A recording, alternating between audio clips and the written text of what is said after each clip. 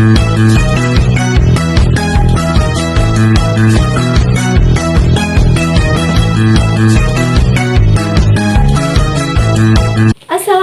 warahmatullahi wabarakatuh. Halo anak-anak semua, apa kabarnya nih hari ini? Alhamdulillah, luar biasa, Allahu Akbar. Wih, keren banget ya kelihatannya, masih bersemangat karena kan ini masih pagi juga, paginya juga cerah, jadi kayak menambah semangat untuk belajar di hari ini. Tapi sebelum kita memulai pembelajaran, alangkah lebih baiknya kita berdoa terlebih dahulu yang akan dipimpin oleh siapa kan? 7B Rangga. Iya, kepada Rangga silahkan untuk memimpin doa sebelum pembelajaran dimulai. Amin. Alhamdulillah ya, kita sudah melakukan doa. Nah, selanjutnya melakukan absensi, presensi bagi teman-teman yang hadir, silahkan acungkan tangannya dan berkata hadir atau berbicara hadir. Tapi untuk yang gak hadir, silahkan teman-teman yang tahu kenapa temannya gak hadir beritahu juga kepada ibu. Oke? Yang pertama ada Anissa. Anissa mana Anissa? Hadir, mantep nih. Ananda ini tuh selalu rapi ya, mantep. Lalu ada Bella ada. Terus juga ada Epa ada. Cinta. Oh, Cinta sakit kenapa? Terus juga ada Dani. Ya, sudah ya, semuanya sudah ibu absen. Dan yang gak hadir saja, kita doakan semoga Cinta cepat membaik agar ya bisa bergabung lagi bersama kita, belajar bersama gitu ya. Oke, kita langsung masuk ke pembahasan. Tapi sebelumnya ibu mau nanya dulu nih, ada gak sih di antara anak-anak ibu ini nih yang sudah membaca cerita fantasi, semisal kayak dongeng keajaiban, terus para peri dan hewan-hewan seperti katak dan sebagainya, itu yang berbicara, yang bisa berbicara gitu. Nah, menurut kalian itu tuh beneran atau enggak sih? Benar, ada yang nyebut benar. Enggak, kenapa enggak? Hanya imajinasi, terus berbentuk khayalan saja. Nah, oke, banyak sekali ya ini perbedaan jawabannya.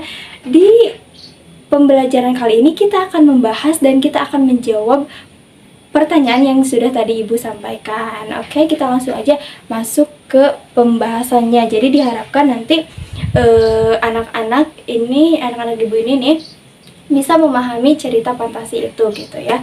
Jadi yang pertama itu tuh ada pengertian dari cerita fantasi. Nah, anak-anak, cerita fantasi ini tuh adalah cerita yang bersifat imajinasi atau hanya hayalan saja. Jadi tidak ada tuh nyatanya di kehidupan nyata. Nah, dari pengertiannya saja ini tuh kita sudah dapat menjawab pertanyaan yang di awal tadi kan ya sebenarnya. Berarti cerita fantasi ini tuh hanya bersifat imajinasi dan hayalan saja. Tetapi biar lebih menguatkan pemahaman kita, nah kita akan belajar mengenai unsur-unsur intrinsik di dalam cerita fantasi. Nah, ini nih ada papan unsur-unsur cerita fantasi yang sudah ibu tugaskan di minggu kemarin ya. Ada 5 kelompok yang membuatnya. Dan itu teman-teman, anak-anak ibu sudah benar semua. Sudah pas mengerjakannya. Tapi hanya 1 kelompok yang ibu ambil contoh di sini karena kan kalau 5-5-nya kelamaan. Nah, jadi ini dari kelompok 3 ya, sudah ada papan unsur-unsur cerita fantasi. Yang pertama itu ada tokoh dan penokohan. Ini benar sekali ya, kita baca dulu nih. Begini kan. Nah, tokoh adalah pelaku dalam cerita, sedangkan penokohan adalah sifat yang dimiliki tokoh tersebut. Benar ya teman-teman, jadi tokoh itu tuh pelakunya, sedangkan penokohan itu adalah sifatnya. Semisal tokohnya itu Lili, nah penokohannya ini tuh apakah Lili ini bersifat antagonis, jahat, dan protagonis itu baik gitu ya. Nah, ini benar ya, ini sudah benar. Lalu yang kedua ada alur. Nih, di alur ada apa? Di alur ini tuh ada rangkaian peristiwa dalam cerita, bisa alur maju, mundur, atau campuran. Benar, jadi alur itu terbagi ke dalam 3, yaitu ada alur maju. Kalau alur maju ini tuh dari kegiatan kita hari ini nih ke masa depan, ke yang akan datang gitu ya, ke masa yang akan datang. Sedangkan alur mundur ini tuh dari zaman kita sekarang ke masa lampau gitu. Jadi kita melihat kilas baliknya.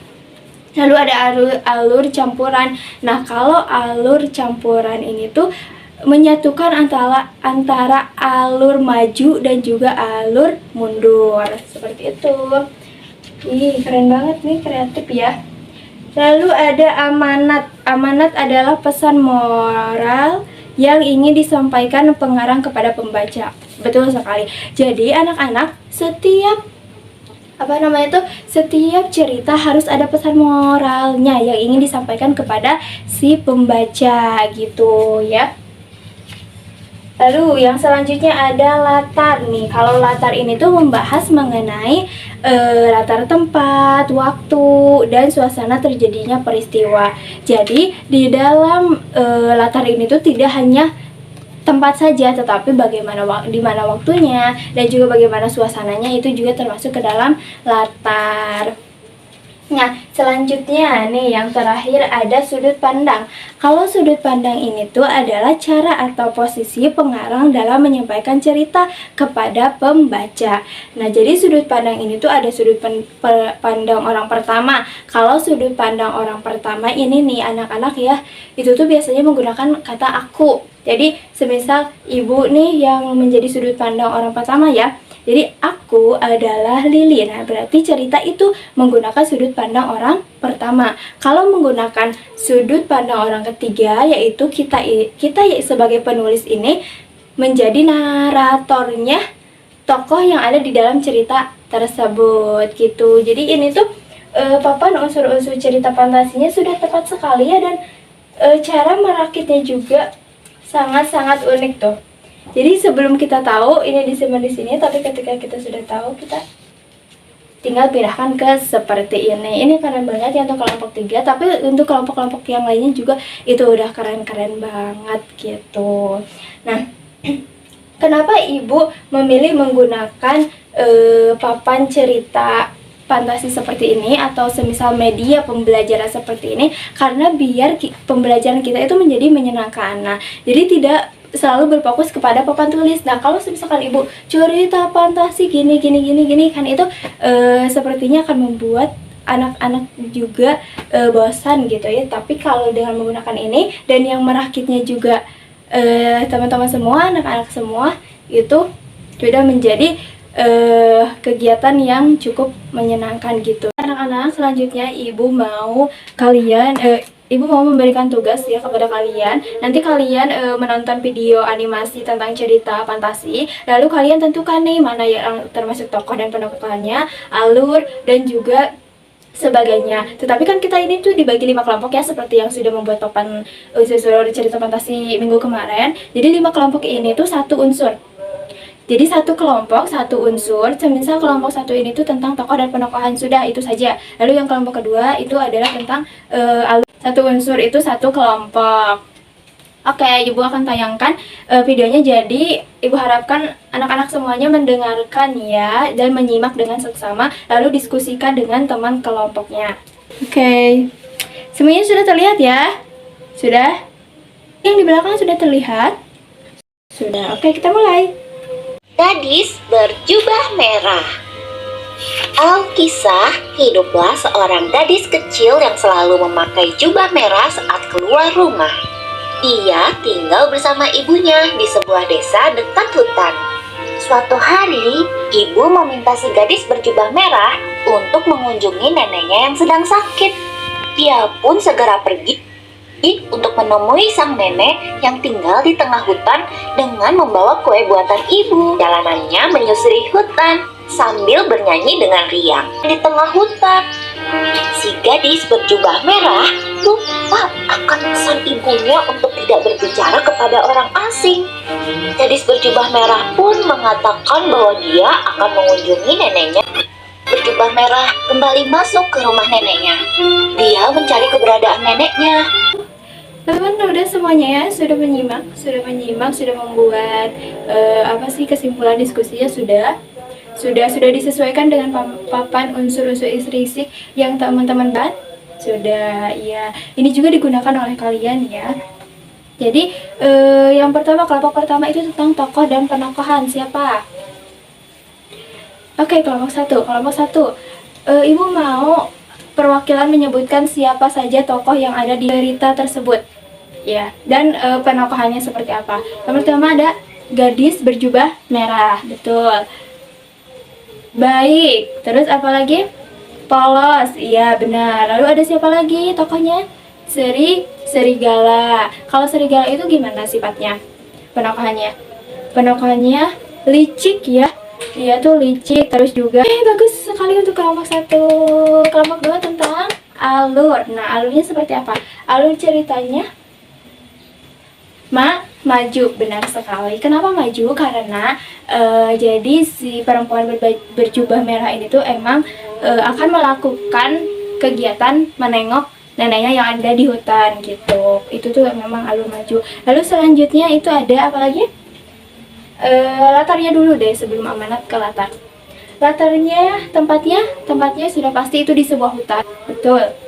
Iya, benar, di sebuah hutan. Terus suasananya tidak digambarkan secara spesifik, betul sekali. Dan waktunya juga enggak ya, tapi suasananya itu tuh agak mencekam di saat serigala menghampiri perempuan yang berjubah merah itu. Oke, iya, bagus sekali untuk kelompok 3, teman. Lalu selanjutnya ada sudut pandang nih. Sudut pandangnya di dalam cerita itu menggunakan sudut pandang orang berapa? Kelompok 4. Ketiga, betul sekali. Jadi kita itu serasa diceritakan gitu ya, diceritakan tentang sosok perempuan berjubah merah itu gitu. Nih yang terakhir ada amanat. Amanat yang disampaikan dalam cerita tersebut apa? Mana nih kelompok kelima?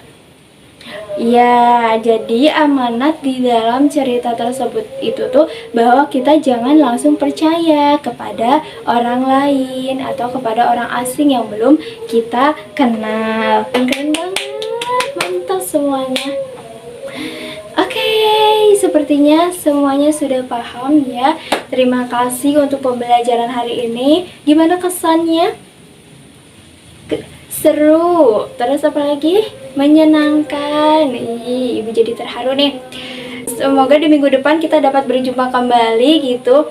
Dan terima kasih untuk teman-teman semua, untuk anak-anak ibu yang sudah menyelesaikan tugasnya hari ini. Dan minggu kemarin banyak banget ya kalian, mulai dari membuat papan unsur-unsur cerita fantasi, terus juga nanti memajangnya dan menyimak video fantasi, cerita fantasi yang sudah tadi kita simak bersama-sama. Oke, untuk pembelajaran hari ini kiranya cukup sekian dulu ya. Semoga kita nanti dapat berjumpa kembali. Bye-bye, terima kasih. Tetap semangat ya. Wassalamualaikum warahmatullahi wabarakatuh.